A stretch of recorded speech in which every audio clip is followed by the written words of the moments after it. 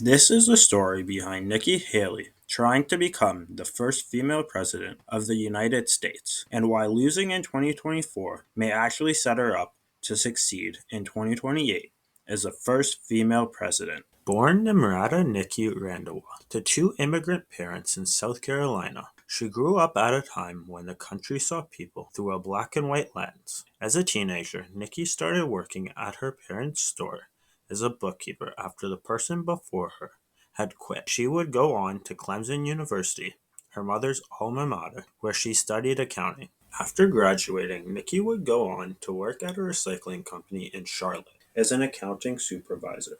Within a few years, she would move back to the family business, but this time not as a bookkeeper, but rather the CFO. Under Nikki Haley's guidance, the company and family saw a great deal of success. The family would buy a $1.15 million home. Her mother was runner-up for a Small Business Person of the Year award in South Carolina, and in 2003, they bought a strip mall for $1.3 million.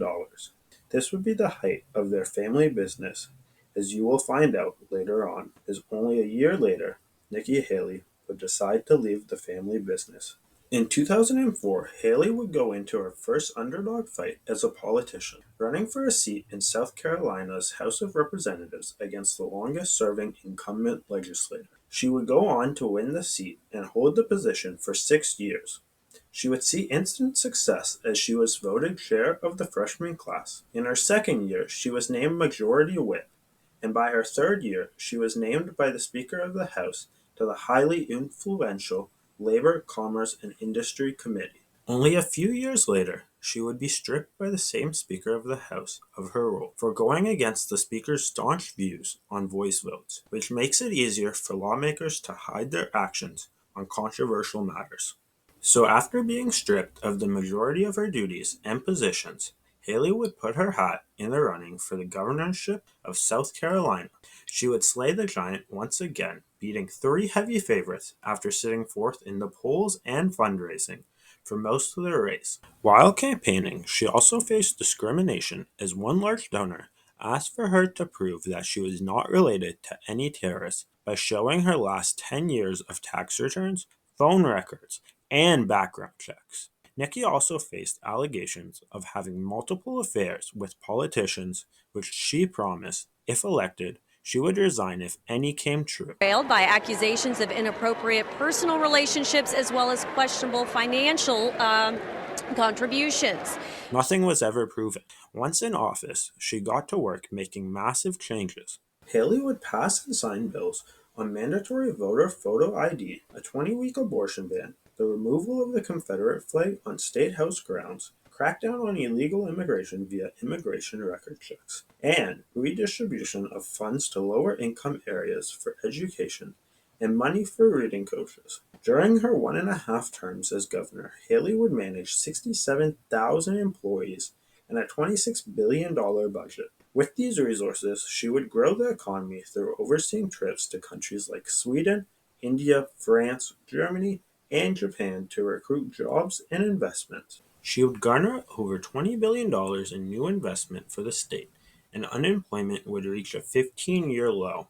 In the midst of her second term as governor, Haley would be asked by Donald Trump to be the United States ambassador for the United Nations. Haley would resign at the end of 2016, but prior to becoming the ambassador, she was chosen for the State of the Union response after Obama's final one. In just a minute, I'm going to talk about a vision of a brighter American future. But first, I want to say a few words about President Obama, who just gave his final State of the Union address. Barack Obama's election as president 7 years ago broke historic barriers and inspired millions of Americans.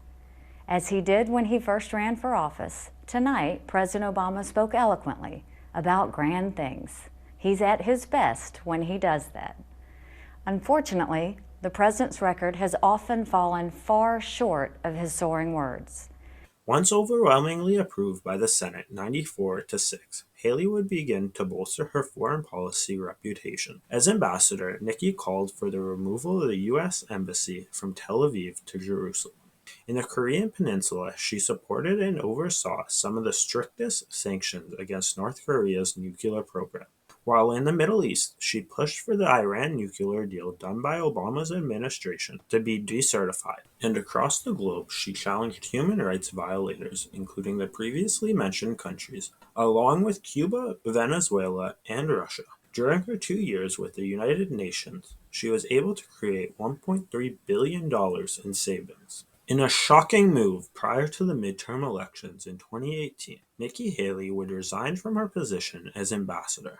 No one is 100% sure why she resigned, but there are two main beliefs. The first, her parents' family business was in a complete freefall due to debt on the strip mall and home they had bought. The second idea is that she left while she was on top, and the second half of her term was set for a massive shakeup. During her time away from politics, she released two books. The first was a follow-up memoir on her first from 2012, and the second was a book on 10 female leaders. Also, a few months after resigning, she was nominated and voted to the board of directors at Boeing. However, once the pandemic broke out, she disagreed with them requesting federal stimulus and followed up by resigning. Throughout the 4-year break from politics, she amassed a fortune by speaking fees. Her fees at the height got up to $200,000. In February of 2023, Nikki Haley announced that she would face once again her largest political challenge, as Haley declared her candidacy for the 2024 presidential election. For a strong America, for a proud America, I am running for President of the United States of America.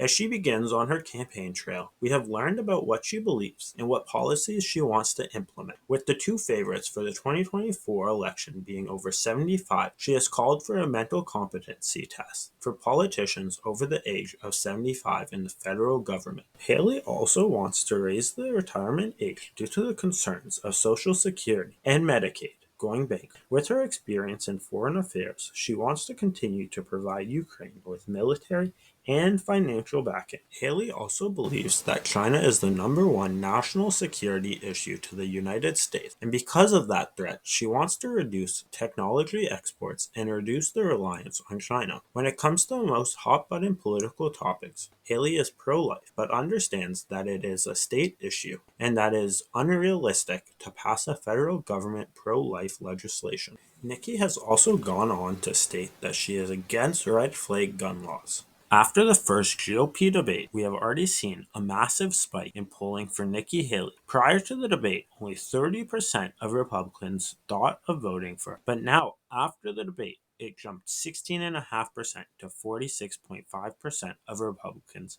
thinking of voting for Haley. Even if she can't slay Trump in 2024, who knows if Vivek Ramaswamy will ever run again? And this campaign cycle is all of a sudden looking like Nikki Haley is being set up to be the future of the Republican Party come 2028.